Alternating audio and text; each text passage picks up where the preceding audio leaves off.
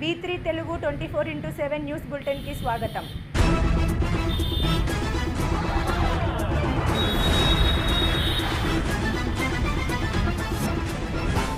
పార్వతీపురం మన్యం జిల్లా స్థానిక ప్రభుత్వ కళాశాలలో శనివారం అంతర్జాతీయ ఆదివాసీ దినోత్సవ వేడుకలు ఘనంగా నిర్వహించారు.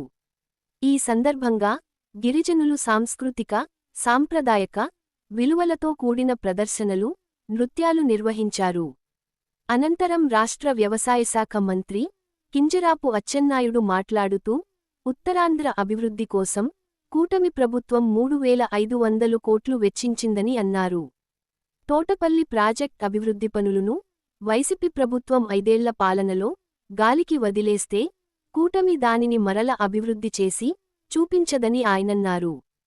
పసుపు జెండా పాలన వచ్చాకే గిరిజన సాంస్కృతి సాంప్రదాయ విలువలు పెరిగాయని, వాటి ద్వారా మన గిరిజన బ్రతుకులు మారాయని ఆయన అన్నారు.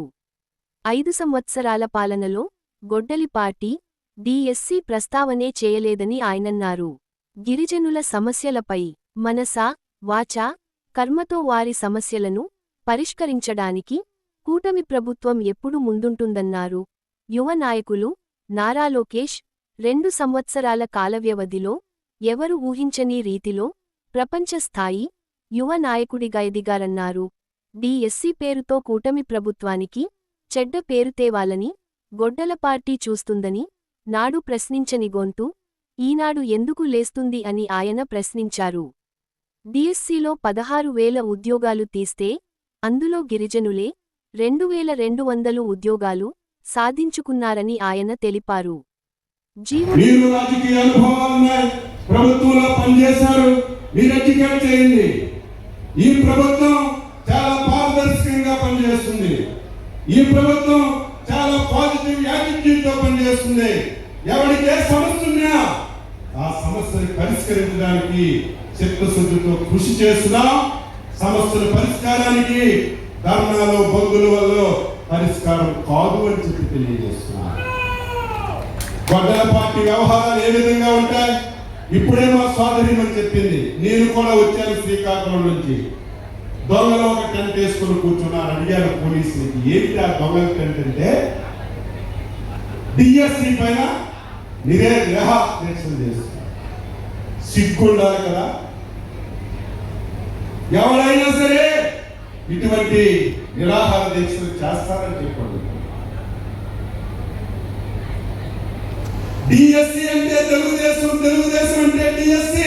82 నుంచి ఈ రోజు వరకు 99% డిఎస్సీలు ఎన్టీ రామారావు, చంద్రబాబు నాయుడు తీసి పేద విద్యార్థులకు ఉద్యోగాలు ఇచ్చారు. అనంతరం గిరిజన సంక్షేమ శాఖ మరియు శిశు సంక్షేమ శాఖ మంత్రి గుమ్మడి సంధ్యారాణి మాట్లాడుతూ, 1982 సంవత్సరంలో గిరిజనుల అభివృద్ధికై ఎన్టీఆర్ ఐటీడీఏ సంస్థలు ఏర్పాటు చేసి అక్కడ ఐఏఎస్ అధికారులను నియమించారన్నారు. 1986 సంవత్సరంలో 275 జియోను తీసుకువచ్చి గిరిజనులకు విద్యను అందించడానికి గిరిజనాశ్రమ పాఠశాలలను, హాస్టల్స్ను, కళాశాలలను ఏర్పాటు చేసిన ఘనత ఎన్టీఆర్కి దక్కిందన్నారు. విద్య, వైద్యం, తాగునీరు, సాగునీరు, రోడ్లపై ప్రత్యేక దృష్టి సాధించి అభివృద్ధి విషయంలో ముందు అడుగులో ఉన్నామన్నారు. 11,000 అంగన్వాడీ ఉద్యోగాలను, 16,500 డిఎస్సిలో ఉద్యోగాలను ఇంతవరకు అందించామన్నారు. నాకు చాలా చాలా చాలా సంతోషంగా ఉంది.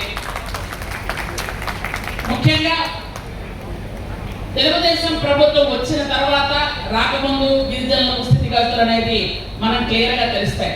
ఎందుకంటే క్రీస్తు పూర్వం, క్రీస్తు తర్వాత అని చాలా విషయాల్లో చెప్తారు. అలాగే తెలుగుదేశం పార్టీ వచ్చిన తర్వాత, రాకముందు ఆ రోజు విశ్వవిఖ్యాతులు అంటే సార్వభౌములు నందమూరి తారక రామారావు గారు మొట్టమొదటిగా చెందాలి అని ఇలా కలెక్టర్ గారు చెప్పారు.